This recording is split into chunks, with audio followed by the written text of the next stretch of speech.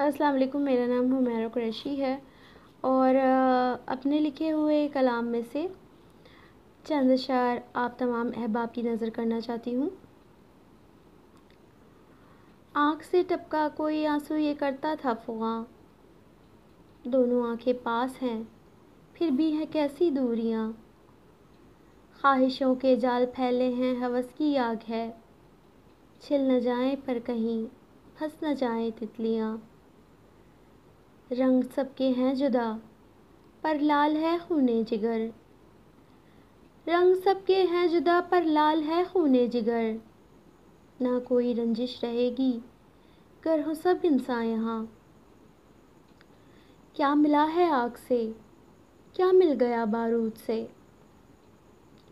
क्या मिला है आग से, क्या मिल गया बारूद से। नफ़रतें सारी भुलाकर प्यार बांटे सब यहाँ। अमन का पैगाम है तुमको हुमैरा दे रही, अमन का पैगाम है तुमको हुमैरा दे रही।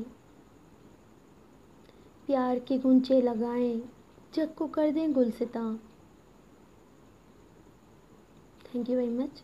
मेरा नाम